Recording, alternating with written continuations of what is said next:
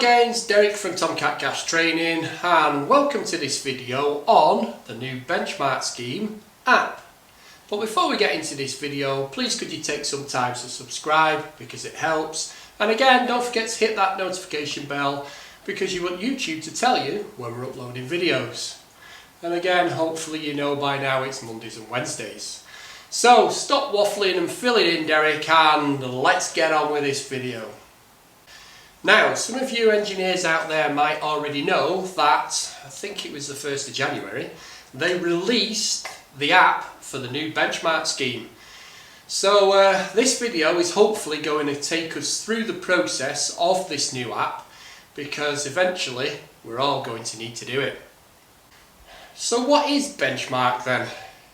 Well, basically what benchmark does is it's a government-backed organisation which is basically putting the responsibilities onto boiler manufacturers or cylinder manufacturers and heating engineers or plumbers who are installing these equipment, that they install the right equipment for the people of the property they're installing it in.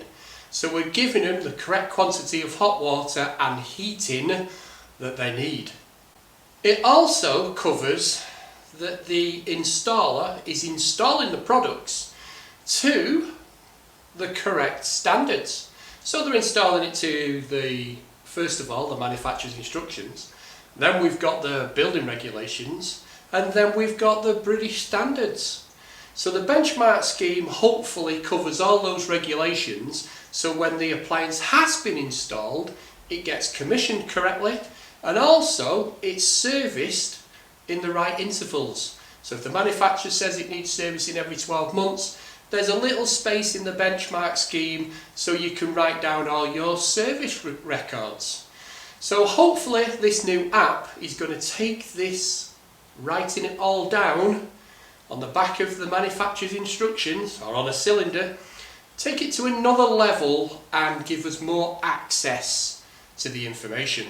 So this app is hopefully going to become a digital passport for this appliance, which is going to hold the information for future engineers working on the appliance, whether they're servicing it or repairing it, that they can gain the information from when, one, it was last serviced, and two, what the results were when it was commissioned. So when you think about it, this information and being able to access it could be a very, very useful tool for all gas engineers. So, like I say, this new app is going to eventually replace the old scheme, which is just basically a couple of pieces of paper in the manufacturer's instructions.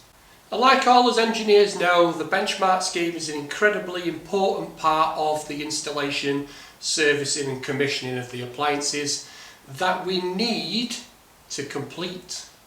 There's also going to be a customer app coming soon. I think by the middle of this year, not too sure about that.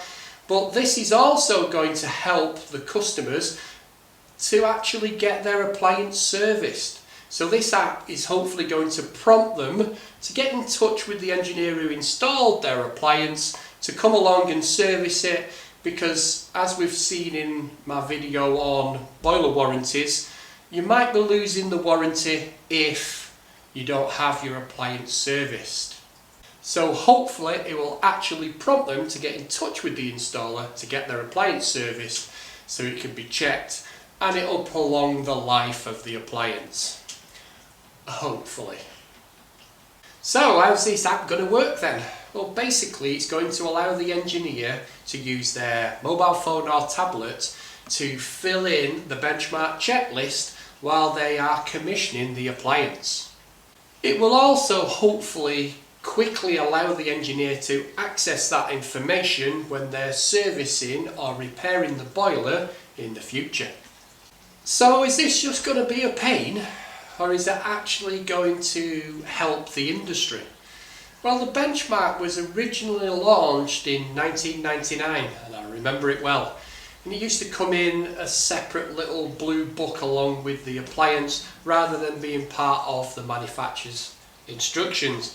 And its main aim then was to increase the standards of a gas appliance or an unvented cylinder being installed correctly, so i.e. like I keep saying, manufacturer's instructions, building regs and the British standards.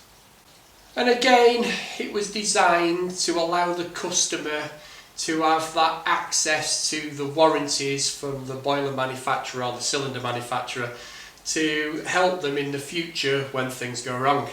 And this new app, again, hopefully, is going to allow more access for all this information, because like as engineers know, most of the time when we go around to a customer's property and we say, where's your manufacturer's instructions so I can write the service readings in, they have no clue where it is.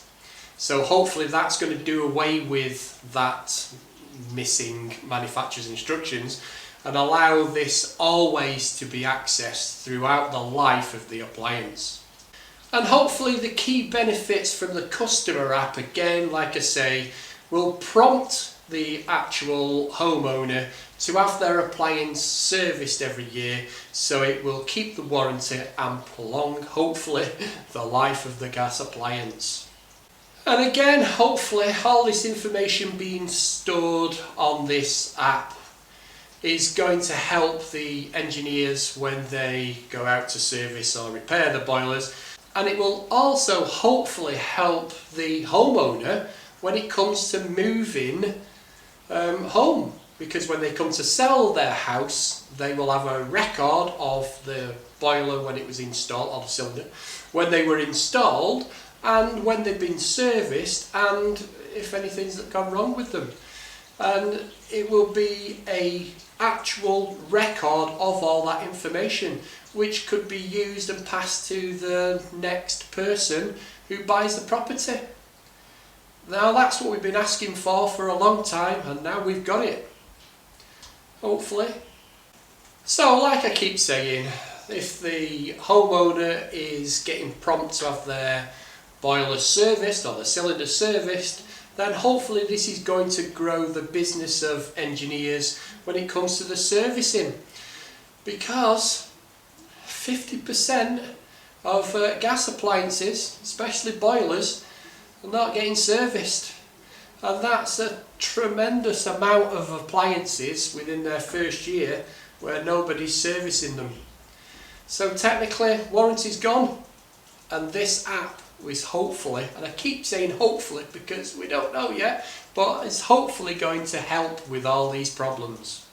And another benefit to our industry is hopefully going to cut down on that admin, because I'm not very good with admin and I'm sure there's a lot of gas engineers out there who just want to do their job and don't want to spend hours and hours and hours filling in paperwork and sending out letters to customers to have their appliances serviced, and wasting stamps or emails or whatever, because we know the customers are not interested in having their appliances serviced for some reason. So hopefully this app is going to cut down on admin and is going to help all engineers continue to grow their businesses on the service side, and it will also hopefully help manufacturers of their appliances, because they're going to have a record of what the results were when it was installed and what the results have been while the appliances have been serviced, and if the appliances have been serviced. So maybe the appliances then will get even longer warranties. Or do we need them? Anyway, that's another argument. Our video. Now, from this survey, you can see the homeowner's attitude towards boilers being serviced is a bit passive, if we could say. I can think of worse words, but we'll use passive for now. So let's give you a few figures what this survey actually found out. Over 3 million homes in the UK have never ever had their boilers serviced, ever. 3 million! With 80% of boiler breakdowns leaving the UK homes without heating or hot water for over a day. So they whinge about the boilers being broken for more than a day but don't have the boilers serviced.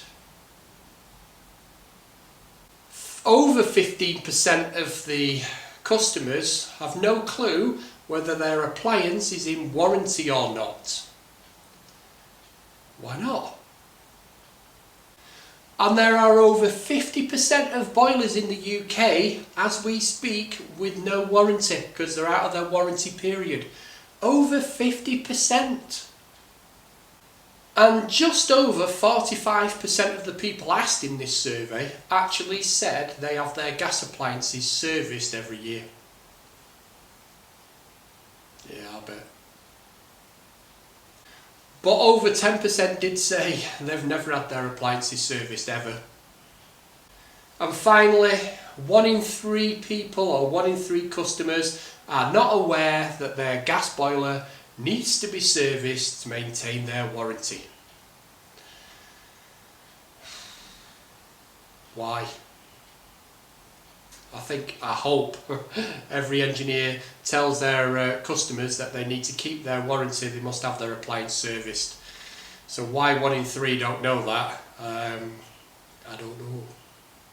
So that's some of the shocking figures what this survey has actually found, which they have produced to help with the marketing for this app. Let's hope it works. Now let's get this app loaded on my Apple phone. It can also be loaded onto Android as well as iOS. So let's see how we get that on there first. And then we're going to be meeting Tommy Blood on site, and we're going to be registering the boiler he's installing today. He's just phoned me and said he'll be done about 4 o'clock, so that sounds good to me. So let's get it loaded on and then let's get to the job. So the first obvious thing we need to do is actually go onto the App Store and download the app for the Benchmark for installers. Remember, there is also going to be an app for the customer, but we need the installer one. Now we've installed the app, we need to create an account. So we need to put in our email address, and then we need to create a password and then confirm the password, and it needs to be more than 8 characters. Then we need to just press continue. Next page is all our personal details. So we've got to put our first name, our last name. We then need our gas safe license number, which you can find on your gas safe card. We then need the expiry date of our gas registration and our company gas safe number. We then got to put our company in, then the company postcode, and then you can go on to find, and it will automatically put all your details in there. You can then put your contact number and your company email, which is optional. And we need to tick that we've read and agreed and understood the terms and conditions of this app. And now we are ready for actually inputting all the information for the boiler. But first of all, we need to register this boiler with Ideal first, so we can actually get a number from Ideal first, and then we can go next. But you can actually skip this as well. I don't know why I still got that in my hand anyway. So I've just carried out a tightness test from the actual finished installation, and I've just printed it. Now in the Benchmark there's nowhere for you to write whether your tightness test has passed or not.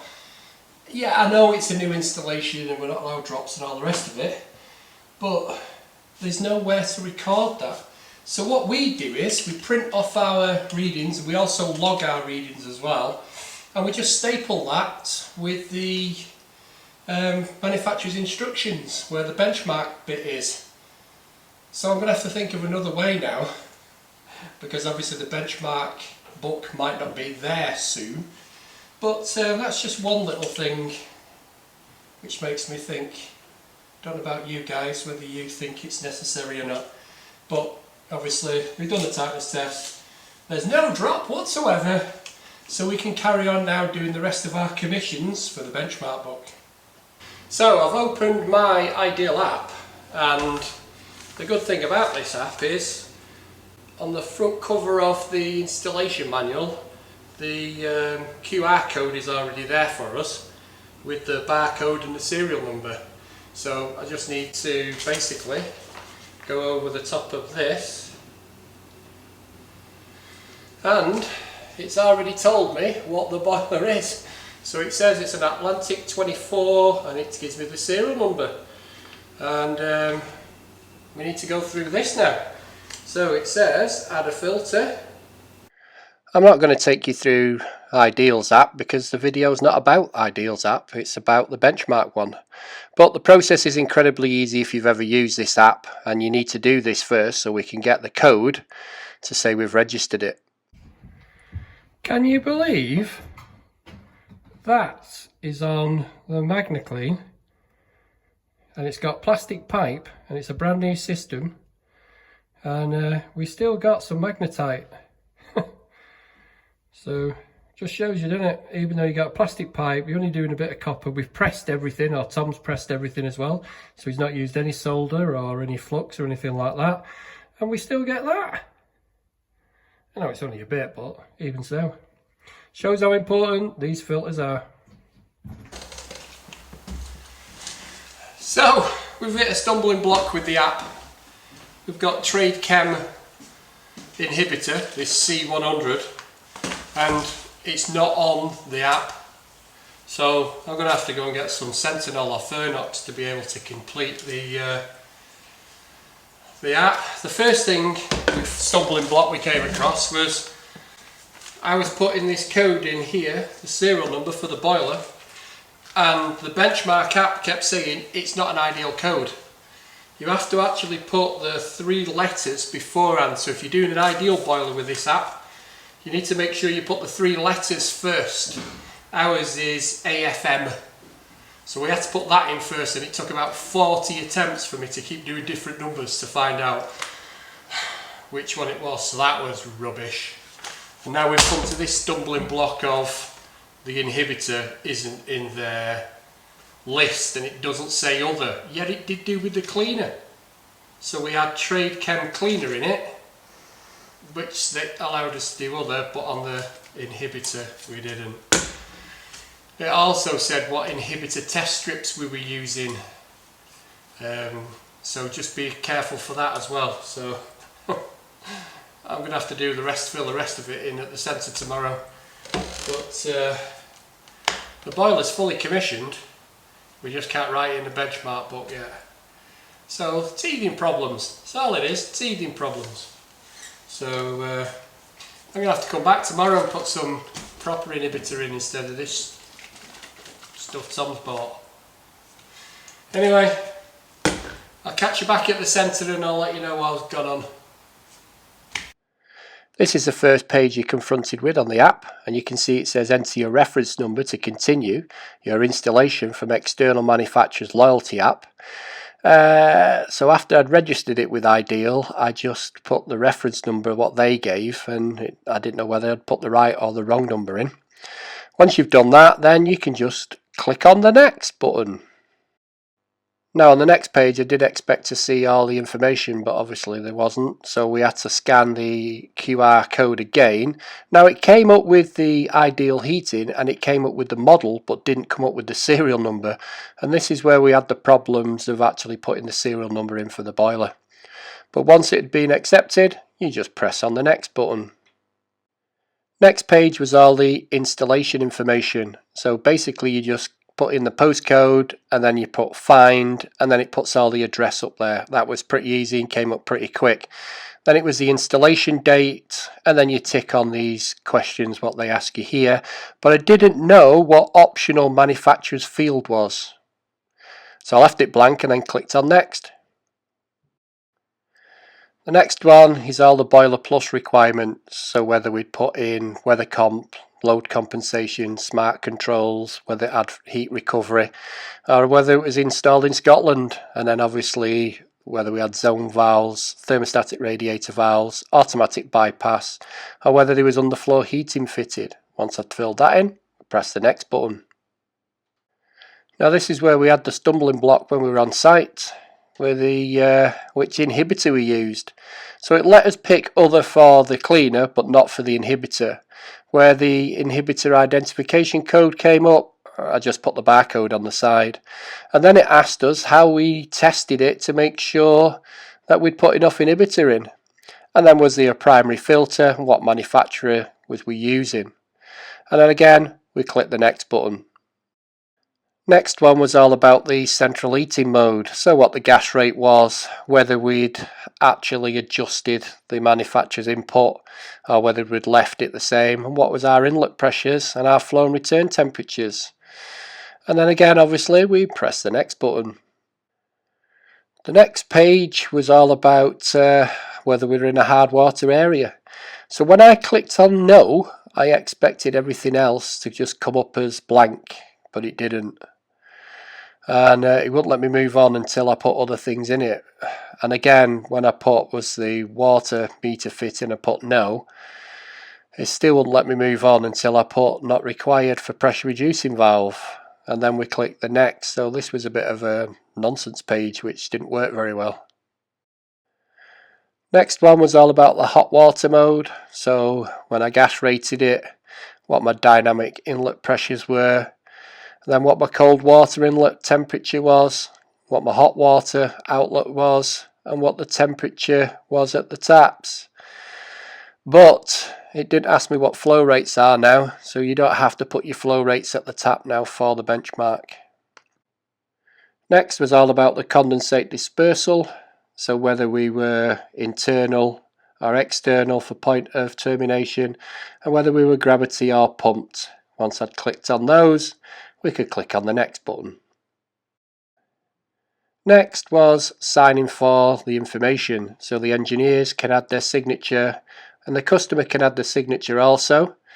Dead easy to do. Once you click on it, it actually brings a box up so you can just sign in the box. Once you've done that, you can click on finish.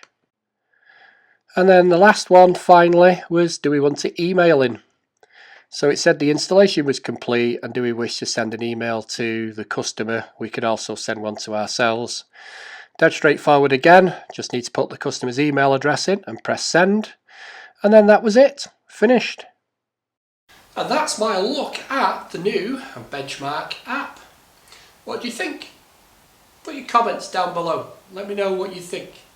Last thing I want to look at though is the service part. So basically if you click on the thing at the bottom there, it goes onto the service, press that, and then it probably goes through all the same information again. So that's how you would go onto the service part. Pretty straightforward. So what do I think of it? Obviously, getting information like this is a fantastic idea.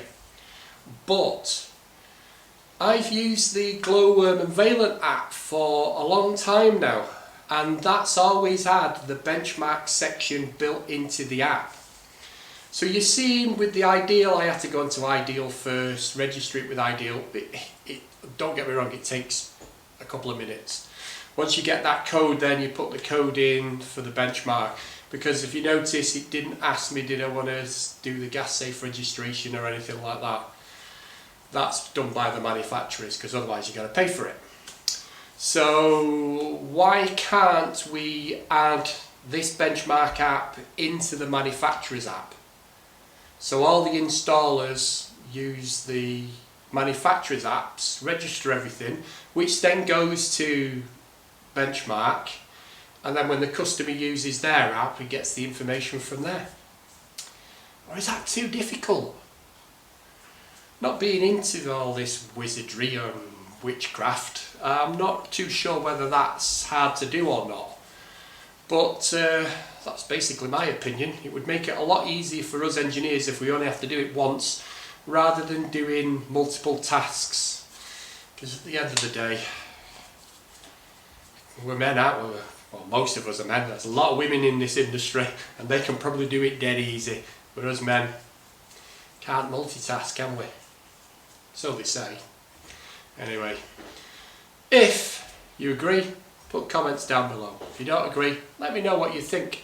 If you're a customer, what do you think about the new app and what engineers have to go through? And we'll take a look at your app when it does come out. But if you've liked this video, why don't you give me that thumbs up or leave a constructive comment down below. If you've not subscribed to my channel, then please subscribe because it helps, and don't forget to hit that notification bell because you want YouTube to tell you when we're uploading videos. Mondays and Wednesdays. Anyway, all I've got left to say is thanks for listening. Thanks for watching, and I'll catch you on the next one, guys. Cheers.